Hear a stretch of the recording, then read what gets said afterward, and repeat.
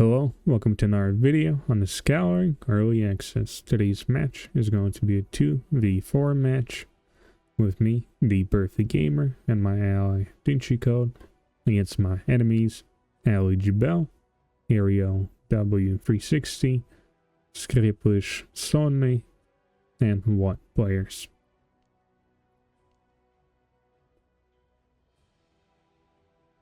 And I basically balanced it into 2v4 game, because I mean Dinchi Code relatively good, so the enemy having 2 more players should make it somewhat even, I guess. But yeah, we did spawn in a kind of funny place,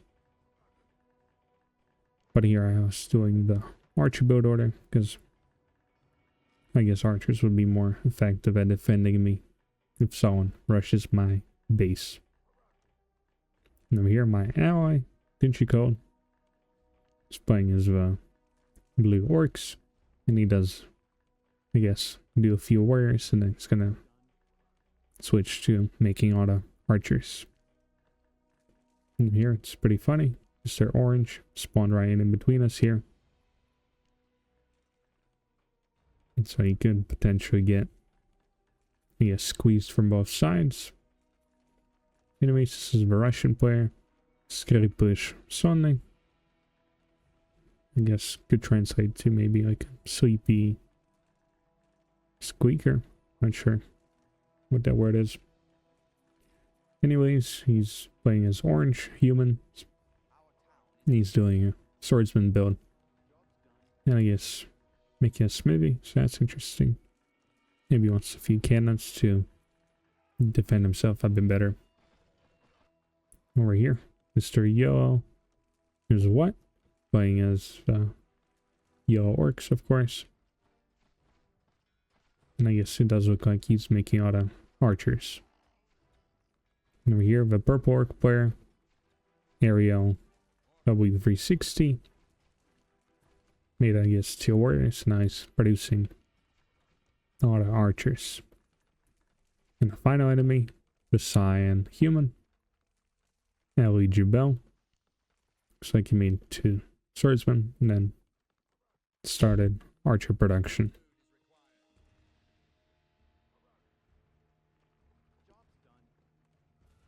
Yeah, I'm just producing workers and archers. And I guess trying to gain some ground.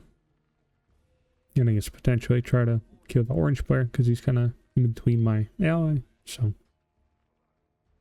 getting rid of him would help me work together with my ally a bit easier. Or that's pretty much what was my plan.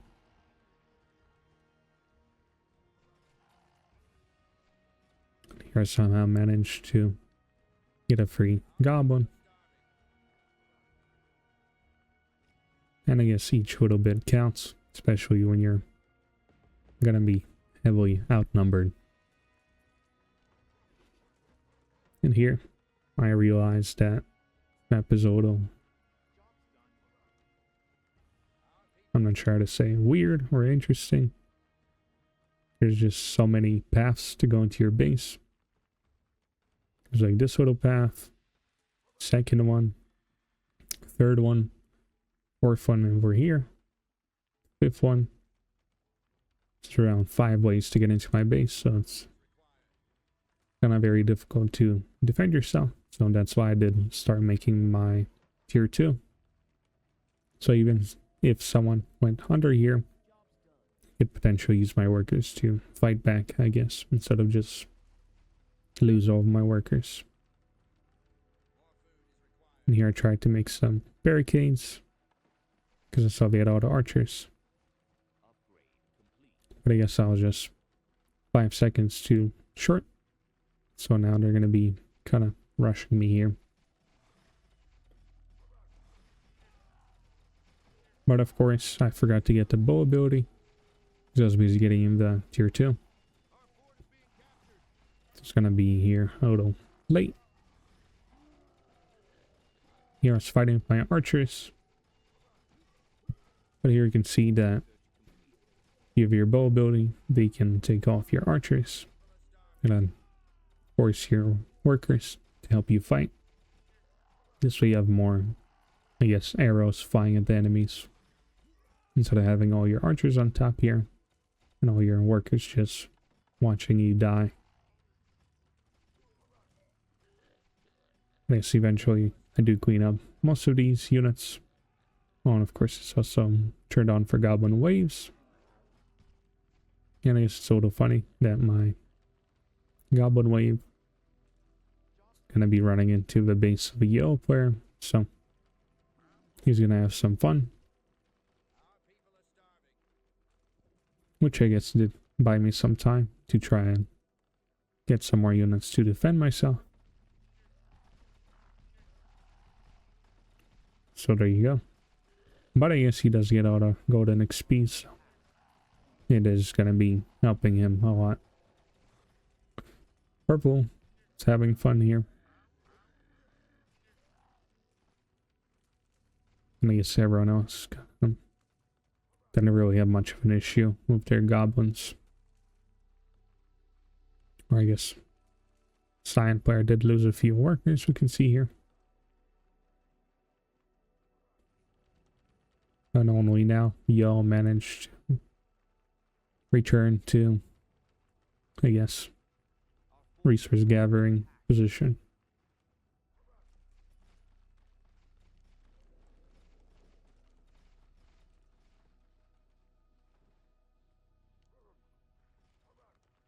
And I guess there was like a new update for the orcs, got the new little flying head unit. But I guess I decided to play human to see still, I guess, playable against an orc using the flying head unit.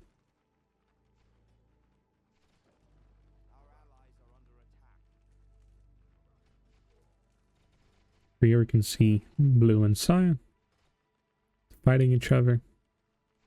Eva Blue could have finished off these archers. I guess he decides to run home, because he was being harassed by the orange swordsman.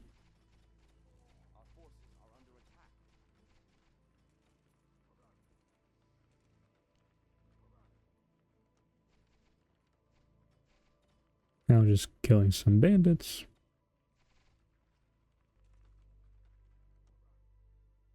Looks like the enemy maybe killed a troll here, but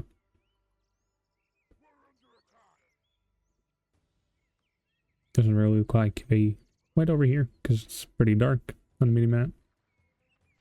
I guess Purple is now going to be killing some neutrals around here.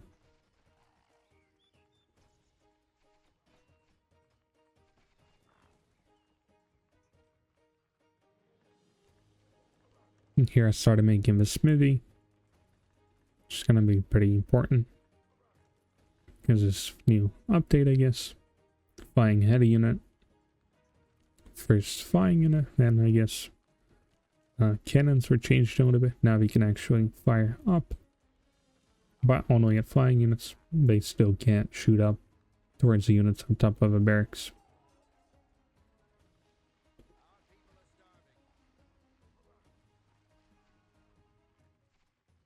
And here the enemies, I guess, are making armies. Killing some neutrals.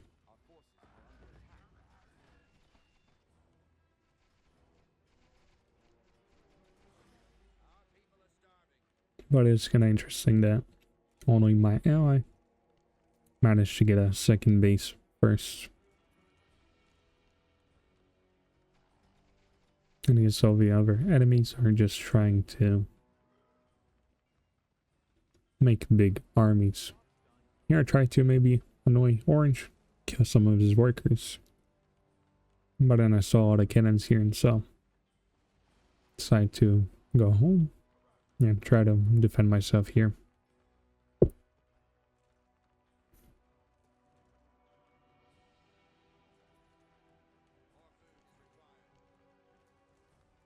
I guess Yellow started making cannons as well. And I guess Purple is telling Yellow to make all the cannons so they can bombard me. No one over here. We can see the new building, the demon Spire. I guess it's spelled auto. Funny. So I think it's supposed to be an I instead of a Y, but I guess makes it auto special. Being spelled like this. And here you can see the new unit. The Devour. But it's a little annoying to pronounce, so I just call him the Flying Head. And over here you can see purple made another base. Now so is yellow. And of course, I made one as well. Here, kind of interestingly, blue's making a third base.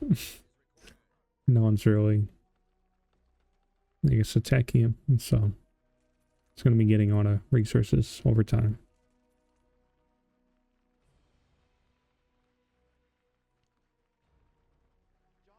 And here I saw some armies, so I tried to just try and defend myself here.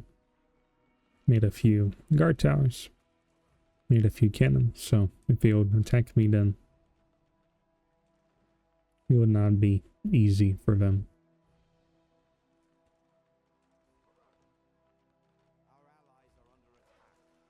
And now I did start getting the archer damage upgrade, which increases the damage of your archers. Somewhat pretty important. Pretty much do a whole lot more damage, and it's easier to snipe enemy cannons with that increased damage. But I guess also against the flying heads of the enemy. Here you can see orange managed to sneak into the blue player's base. He does manage to, I guess, almost killed his barracks, where he is going to be successful. But I guess you can also play this little game where you shoot the swordsman and then you run away. Now we can see here even two other enemies are attacking the blue player, so he's somewhat being overwhelmed here. Cyan, purple, and orange. I guess yellow was busy making autocannons.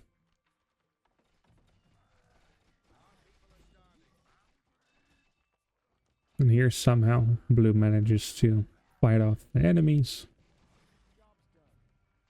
And here I try to see if I could run into the base of orange again, because I can just put my swordsman here. And this is gonna disable the cannons from firing. So this is an easy way to counter cannons a little bit. Put a few swordsmen on someone's buildings and then they're not going to be able to fire. But you can fire, but you have to manually click your cannons and then click the enemy units on the ground level.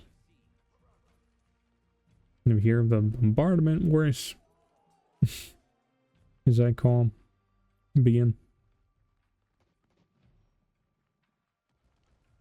We're constant bombarding. But of course, my bombardment or artillery building was a little late. And your sign tried to flank me here, maybe. And here I thought this scared them away, so I just moved my army here. Try and, I guess, fight the enemy armies here. Here you can see the cannon actually shoots up, which can be very effective against a lot of flying heads. Here, of course, I didn't pay attention for 5 seconds. So Cyan does manage to go and annoy me here.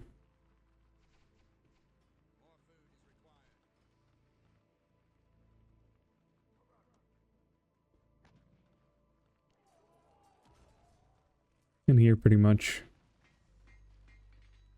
I didn't have that many cannons. And I saw that enemy had a lot of flying heads on the cannons, so the best thing I could do just make a lot of swordsmen. And I did see I had all the extra gold, so I did make a few potion stashes.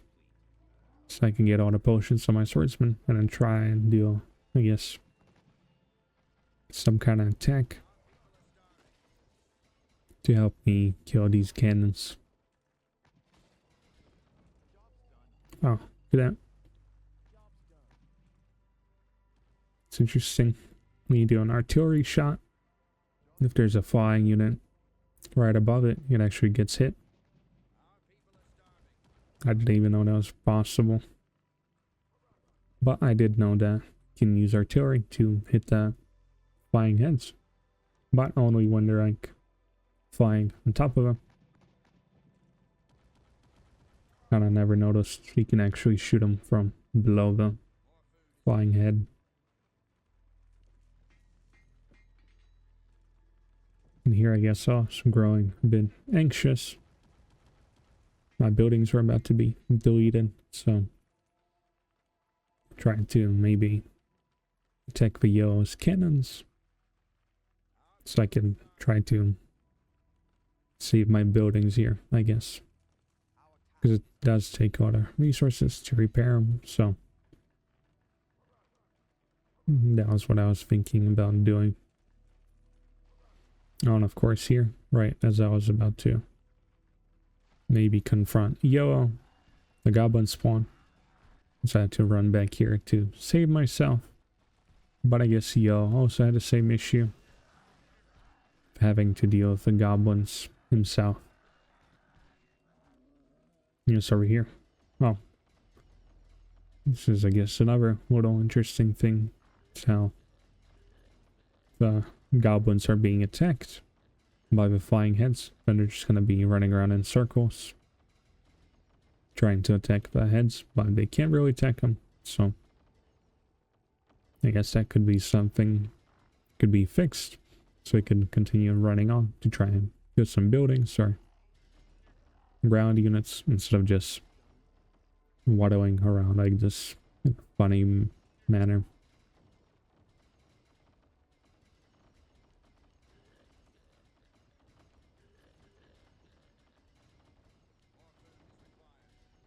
And I guess forgot to mention that the flying heads, we do pretty much the same 12 damage that a level 1 launcher does.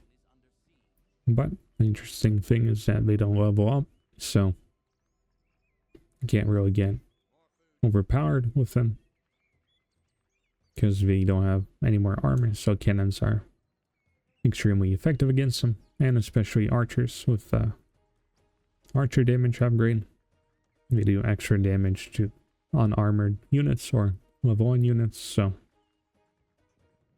just having a few cannons and archers can be an easy way to counter all the flying heads. I guess over here I began trying to fight yellow, bombard him a little bit, and I tried to maybe do some kind of attack.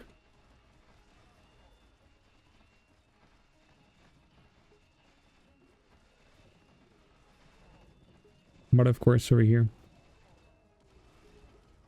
kind of lost all my archers, and purple came here to help out. And so eventually I will lose here. But I think I have potions, so that's why my units are kind of surviving for a very long time.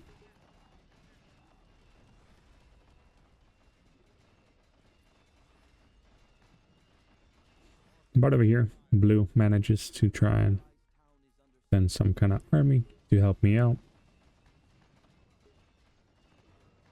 In the meantime, orange was trying to attack him over here, but there's too much firepower, so he just loses a lot of his army. And over here you can see that I guess the swordsman can be a little bit useful against the flying heads, because they can take the attention of them. And so you can't just do a attack move. You might have to manually click the archers or flying heads. That way, I guess,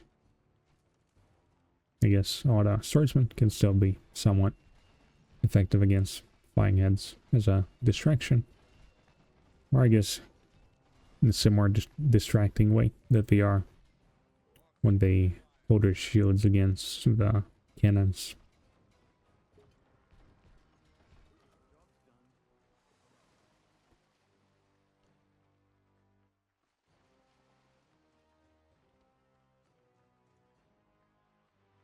That's kind of funny. Orange is still alive. And I was kind of thinking of attacking him, but of course, if I would attack him, then the enemies on the bottom would just rush my base. And so that's why I was a little slow to commit to attacking this base. But blue was just slowly bombarding him. And I guess just annoying him. Over here.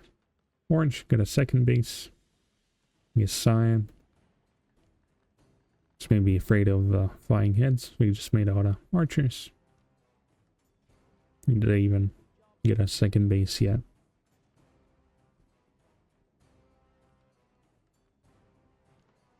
Yes, over here, I made a stables.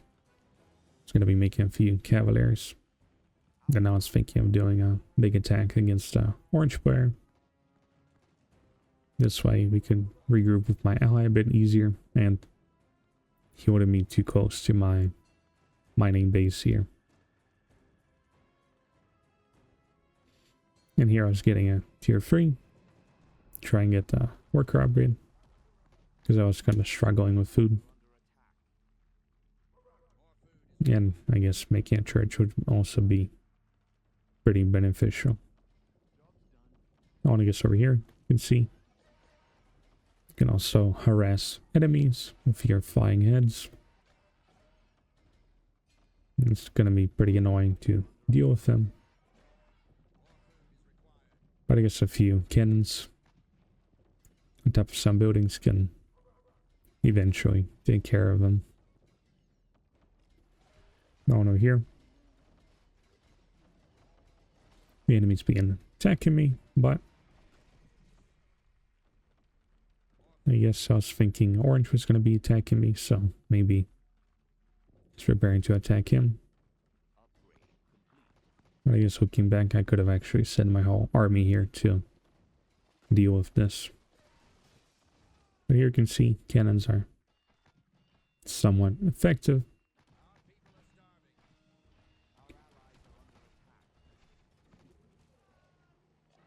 But of course, person with more cannons,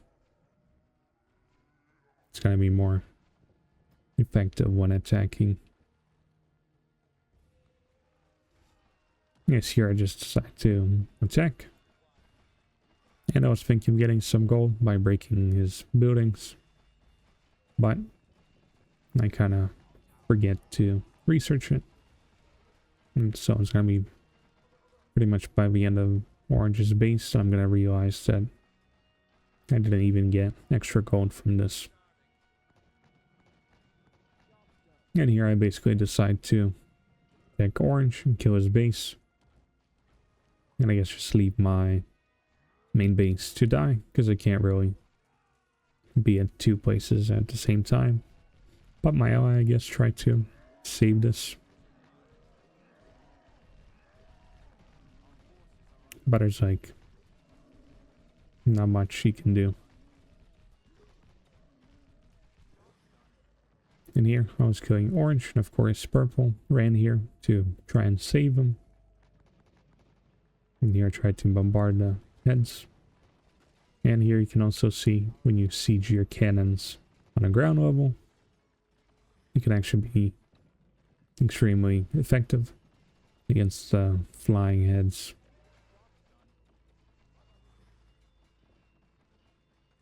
But I guess we do need a little bit of, I guess, vision, or like open space to shoot.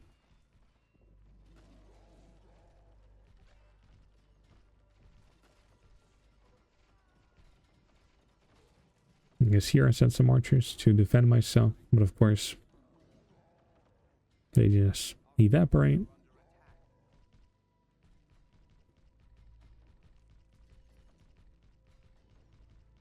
And I guess now I realized that I forgot to get the pillage. Oh, with all this extra gold I got from just killing the units, I guess. Got all the potions. Managed to get a church. And the worker upgrade right before I'm going to be losing this castle. Even though I can actually see here that I should have just went here and saved it. But I kind of didn't really know how big the enemy armies are going to be. And of course over here, 2 flying hens. Just being extremely effective and just killing all of my workers. Just denying me from mining this base. Well, I guess unfortunately over here, the orange player is going to be, I guess, a bit overwhelmed by the goblins.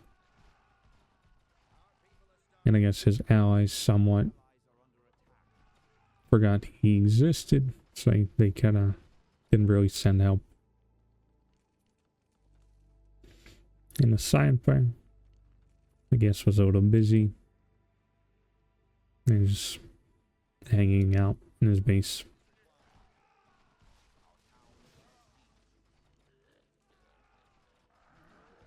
And over here, blue took care of his goblins. Yellow is mostly cleaning them up. And then over here, the angry heads do help me with taking care of these goblins. Now I guess over here could potentially be the purple's goblins going to the yellow's base. So I guess yellow got a double dose of goblins. And I guess my favorite part about these flying heads is the building or demon spire. I really enjoy this little glow effect of the little crystal when the units are being created, or I guess pretty much when it's nighttime. Looks pretty cool. See a little glow effect in here, it's just stationary. Here I made all the cavaliers, the cure building, got all the potions. And my allies send some munchers to help me with fighting, I guess. Give me a few rages, which can be very effective on cavaliers, because cavaliers are gonna take forever to die. And over here, I guess I decide to attack the closest base.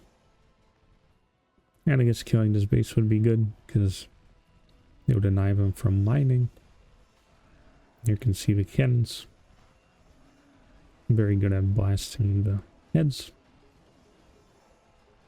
And here we kind of won, because purple forgot to get rage ability for his munchers.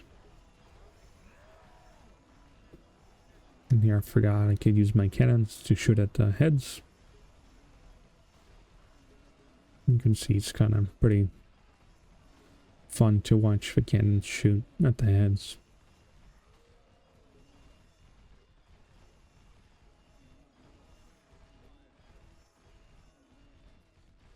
And so I guess the heads are somewhat balanced. They're pretty effective in a few scenarios, but they're not really overpowered, because there's so many counters against them, I guess.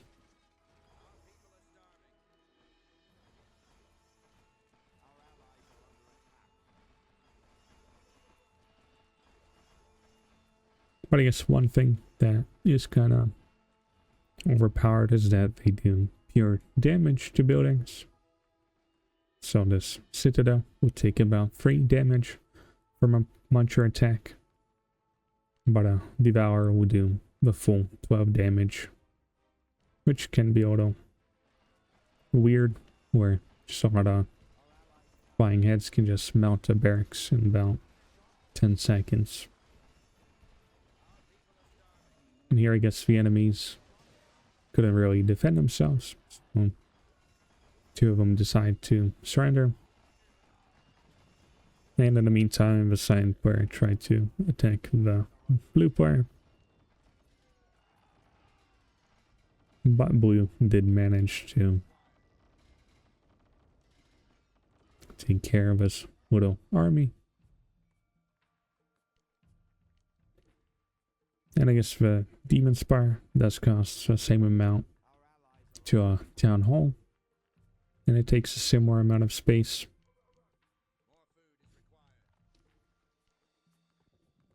But I guess it would be cool if you could maybe station like 4 archers on top here. So we can maybe be a little more effective building. But I guess it's just my suggestion. And still effective building to have, because you can get the flying heads. And they're pretty effective. And here you can see the cannons and archers blasting away all these heads.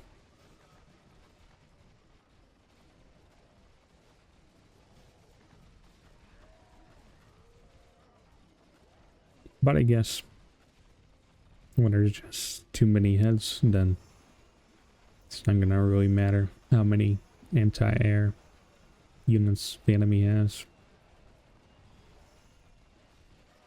And I guess we can see here can actually be beneficial. If your ally is human, you can heal your flying heads. And then the person playing as orc can target fire all the cannons and other specific units with his heads.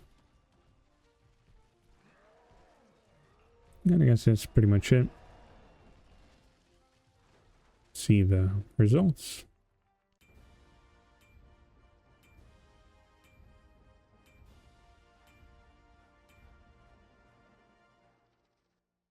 Somehow managed to mine all the gold. And I guess the enemies didn't manage to work as one big army. Or I guess we tried a few times trying to attack the blue player, tried to kill me, but I guess over time me and my ally managed to just overwhelm with our, I guess, teamwork or just our armies. Anyways, if you liked the video, you can leave a like, leave a comment. If you want to see more videos on the Scouring Early Access, then you can subscribe. Thanks for watching, and goodbye.